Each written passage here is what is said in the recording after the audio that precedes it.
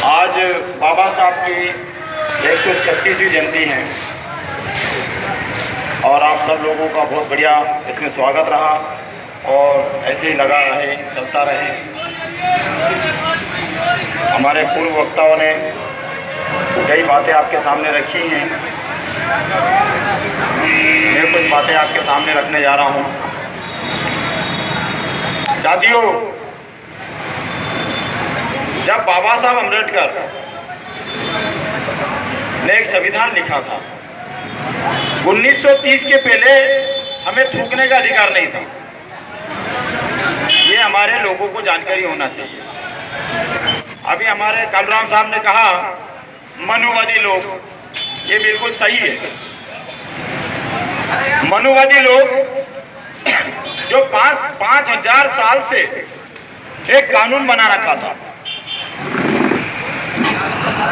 जो बाबा साहब अम्बेडकर जी ने 1927 को उसको जलाकर नष्ट कर दिया।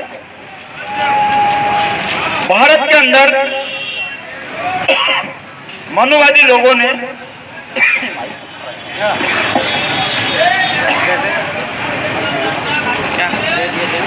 रिकॉर्डिंग कर रहा हूँ जैसे देख रहे हैं तो मैं खुद भी कर। अरे रिकॉर्डिंग कर रहा हूँ मैं।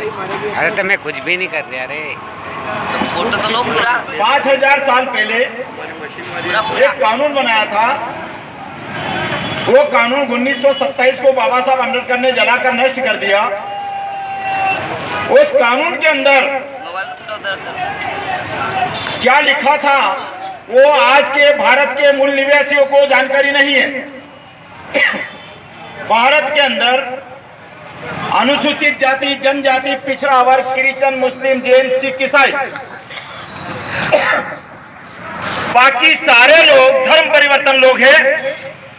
अल्पसंख्यक माइनॉरिटी के अंदर जो आता, बाबा साहब अम्बेडकर जो हिंदू धर्म जो बताया गया था, हिंदू धर्म से परेशान होकर माइनॉरिटी के अंदर जो धर्म परिवर्तन हुआ लोग, वो भी हमारे भारत के मूल निवासी हैं। जो कानून बाबा साहब ने बनाया था, जो मनुवादी ने बनाया था, उस कानून से परेशान होकर इन लोगों ने धर्म परिवर्तन किया। मेरी बात को बड़ा ध्यान से सुनना है आपको। बिल्कुल ये इतिहास गवाह है। जिस कौम को अपना इतिहास नहीं मालूम, वो भविष्य निर्माण नहीं कर सकता। आपका इतिहास क्या है ये आपको पता नहीं, और मनुवादी लोगों ने आपका इतिहास ना समझे, ना जाने, आपको वो जानकारी नहीं हो, इस वजह से अपना ड्रामा डंका बजा बजा कर बार बार में माइक द्वारा अन्य प्रकार की घटनाएं माइक के बजाकर भजन कीर्तन XYZ कोई भी घटनाएं घटित करके आपके दिमाग में ठूस दी जाती है, जिससे आपके इतिहास के बारे में जानकारी नहीं होती। हमारे लोग भोले वाले होते हैं, ज्यादा पढ़े लिखे तो है नहीं। तो जो कानून संविधान जो मनुवादी लोगों ने 5,000 साल पहले जो कानून बनाया था, वो कानून था शूद्र। अभी हमारे अनोखी लाल जी ने कहा कि शूद्र पैरों से पैदा हुआ। मैं वो भी बात कहूंगा, ये भी कहूंगा, शूद्र पैरों से पैदा हुआ। तो मैं आप लोगों से निवेदन करना चाहता हूं कि एक बाप की 4 संतान जो पैदा करता है, क्या चारों संतान एक टेबल पे खाना खा सकती है या अलग अलग जाति आधार पर खाना खा सकती है? आप मुझे बताइए। ब्राह्मण मुख से पैदा हुआ, क्षत्रिय भुजा से पैदा हुआ, वैश्य से पेट से पैदा हुआ, शूद्र पैरों से पैदा होता। शूद्र कौन है? शूद्र है अनुसूचित जाति, जनजाति और पिछड़ा वर्ग, ये शूद्र है। अब इसके बाद में ये जो कानून बनाया था बाबा साहब ने, मनुवादी लोगों ने, ये कानून क्या था? ये कानून था 1930 के पहले। ये कानून क्या था ये हमारे लोगों को जानकारी होना चाहिए। ये कानून ये था कि शूद्र जमीन पे नहीं थूक सकता, अंडी में थूकेगा। पैदल चलेगा तो वो पैर के निशान उसके मिटना चाहिए। मनुवादी लोगों को निशान के ऊपर पैर नहीं पड़ना चाहिए। और शूद्र को निकलने का निर्धारित समय बनाया गया था। दोपहर में निकलना, सूर्य निकले ना उसके पहले निकलना, सूर्यास्त हो जाए उसके बाद निकलना। और शूद्रों की जब शादी होती तो उसकी लड़की को जो बहू होती है वो मनुवादी लोग 3 दिन तक अपने घर में उसका संभोग करते और उसके अंदर रखकर उसके बाद में उसके 3 दिन के बाद उसके घर पहुंचाते, क्योंकि वो महिला लड़की शुद्ध नहीं हुई, अशुद्ध के घर में जा रही है। शुद्धि करने के लिए महिला को 3 दिन संभोग के लिए रखा जाता है। उस महिला का पहला जो बच्चा पैदा होता था, उस बच्चे को लड़का अगर पैदा हो तो गंगा जी में बहा दिया जाता था, और लड़की पैदा होती थी तो कालूराम साहब ने जो बताया है मंदिरों में देवदासी के नाम पे दे दिया जाता था, देवदासी के नाम पे दिया जाता था। और वहां के ब्राह्मण लोग जितने भी वहां पे मनुवादी लोग जो पुजारी बंदे होते उसके साथ संभोग करते, और उसकी जब संतान पैदा होती तो किसकी संतान है तो कोई नाम नहीं बताता। तो वहां की जो हरि ईश्वर जो बताया गया है, भगवान जो बताया गया है, तो हरि से जनी हुई औलाद है, इसलिए कोई बुरा नहीं मानेगा। तो हरि से जन मतलब जनी हुई, हरि से जनी हुई औलाद है। तो आप लोगों में से जो भी अभी हमारे सामने कहा कि हरिजन वो जने हुआ औलाद है, तो क्या आप हरिजन बोलते हो? तो गांव के अंदर अपने लोगों को बताओ कि हरिजन क्या उसकी संतान है जिसको ब्राह्मण द्वारा अन्य प्रकार के लोगों मनुवादी द्वारा पैदा किया गया, और उस बालक को गंगा जी में इसलिए बहाया जाता क्योंकि वो पहला लड़का पैदा हुआ। कहीं ऐसा ना हो कि ब्राह्मण की जो जिसने मनुवादी लोग या ब्राह्मण लोग उसके द्वारा संभोग किया जाता, कहीं उसकी संतान ना हो तो वो बड़ा होकर आक्रमण करेगा, और आक्रमण करेगा तो हमें पराजित कर देगा। इसलिए गंगा जी में बहा दो। और पहला बच्चा महाबली ताकतवर होता, आज भी होता, ऐसे कानून थे। और उसके बाद में ये कानून था जो बाबा साहब ने हमको आजादी दिलाई, ये जानकारी होना बहुत जरूरी है, क्योंकि ये कानून था कि जब इनके बड़े बड़े दसवीं मनाए जाते थे, उस दसवीं मनाए जाते थे उसमें शूद्रों की महिलाओं को ब्लाउज की गांठ खोलकर चप्पल सर पे रख के जो खड़ा रहना पड़ता था, और महिलाएं जब ये खड़ी रहती थी नंगी अपने ब्लाउज की गांठ खोलकर, तो ये मनुवादी लोग उनके तन पर हाथ रखते हुए अपने कार्यक्रम में जाते थे, उधर से फिर आते थे। ऐसा शूद्रों के साथ में किया जाता, शूद्रों की महिलाओं के साथ में किया जाता ये ऐसे। और फिर इनको खाने का भोजन नहीं दिया जा, पौष्टिक आहार नहीं दिया जा, अच्छा भोजन खाएगा तो शूद्रों को और बुद्धि तेज हो जाएगी, तो आक्रमण करेंगे।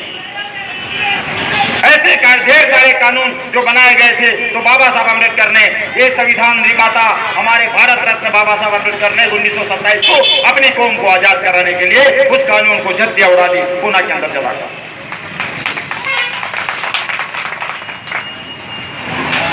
बाबा साहब अम्बेडकर जब ये कानून की बात कर रहे थे, संविधान की बात कर रहे थे, विदेश में पढ़ रहे थे, 4 बच्चे उनके मर गए। उनने कहा मेरे पास कोई साधन नहीं है, बीमारी की हालत में पैसा नहीं हो, उस कारण उनके बच्चे की मृत्यु हो गई।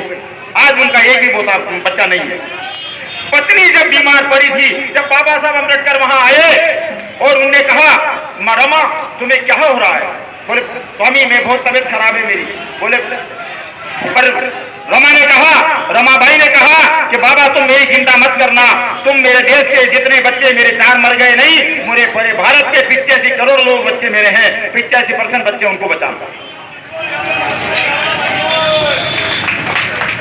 रमा बाबा साहब अम्बेडकर कहते हैं रमा तुम्हारे इलाज के लिए तो कई सारे डॉक्टर हैं, रमा तुम्हारे लिए तो भारत के अंदर ढेर सारे डॉक्टर हैं, पर मेरी जाति के लोगों को, मेरी समाज के लोगों को छुआछूत की बीमारी लगी है, उसका सिर्फ मैं एक डॉक्टर, मुझे उनकी रक्षा करना है, और मैं एक ऐसा इतिहास बनाकर जाऊंगा पूरे भारत के अंदर जो मेरी कौम को आजाद हो जाए।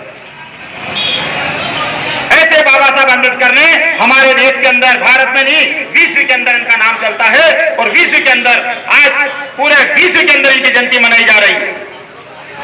कोलंबो विश्वविद्यालय अमेरिका, कोलंबो विश्वविद्यालय के अंदर 300 साल के इतिहास में 300 साल के यूनिवर्सिटी स्कूल के अंदर बराक ओबामा अमेरिका का राष्ट्रपति बोलता है कि 300 साल इस स्कूल में बने हो गए, इस यूनिवर्सिटी के अंदर, इसमें होनहार बच्चा कौन है?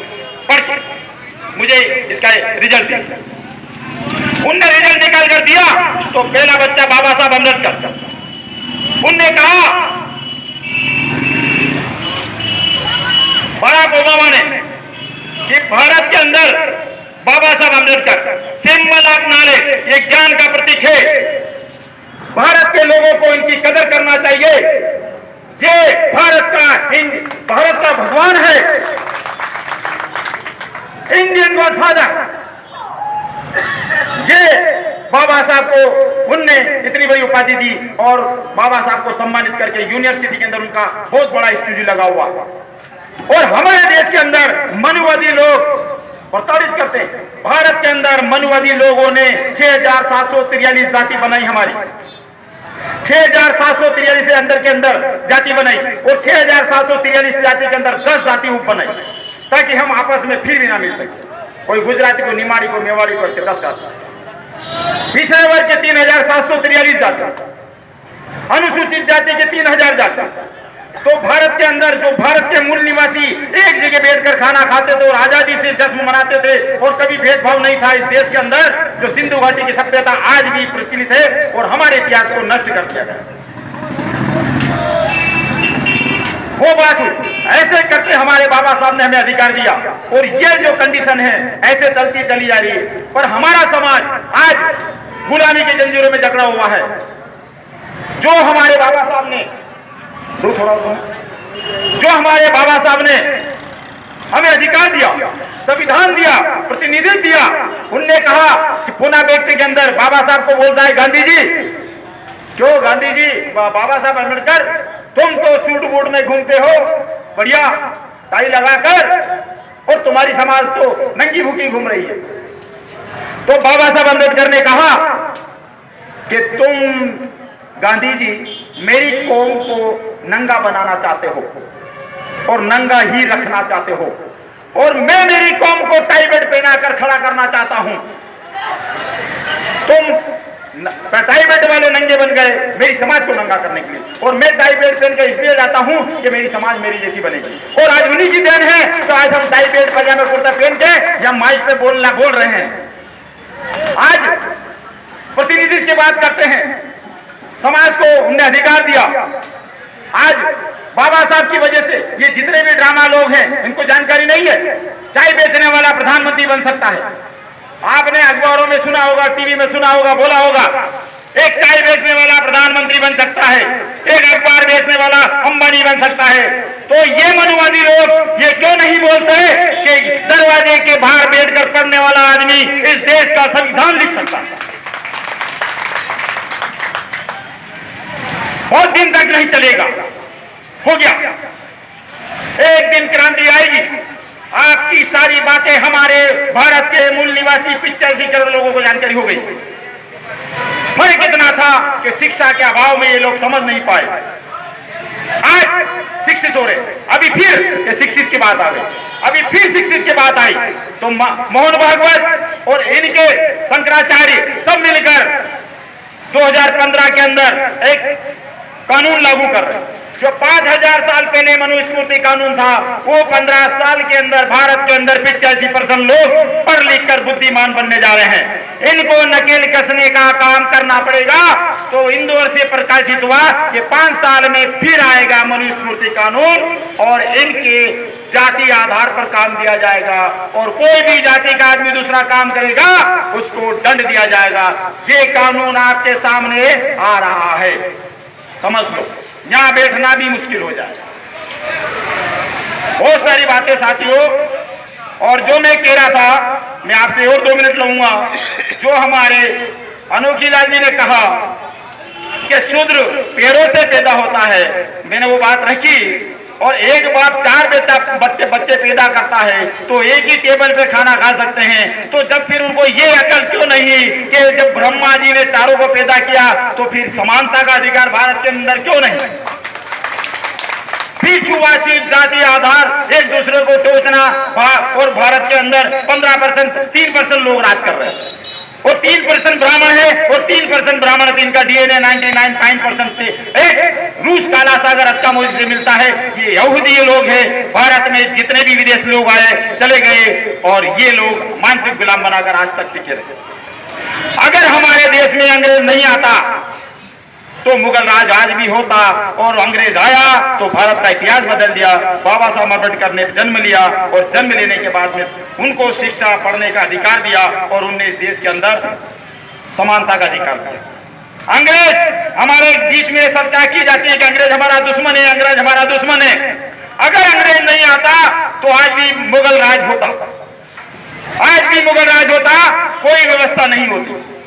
और अंग्रेज हमारे देश में आया तो सबसे पहले शिक्षा का प्रावधान रखा, जो हमने बताया था मनुस्मृति कानून के अंतर्गत कि थूकने का अधिकार नहीं था, वो अंग्रेजों ने हमारी स्थिति देखी, इस आधार पर उनने पढ़ने का अधिकार दिया। बोले इनसे मुक्त करना है, इनको पढ़ा दो।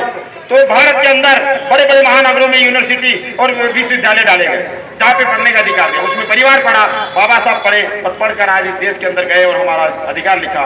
जय भीम, जय भारत, जय संविधान निर्माता भारत रत्न बाबा साहब अम्बेडकर, जय। और उनकी 125वीं साल के पर जन्म 126वीं जन्म शताब्दी पर हम बहुत बहुत बधाई, धन्यवाद। आप सब लोगों को मेरी बात को समझा और आगे जाकर ये विचार बदलो, विचार परिवर्तन। अगर विचार को नहीं बदला तो आप उठ नहीं सकते, विचार परिवर्तन बहुत जरूरी है। जय भीम, जय भारत, जय मुरलीधर।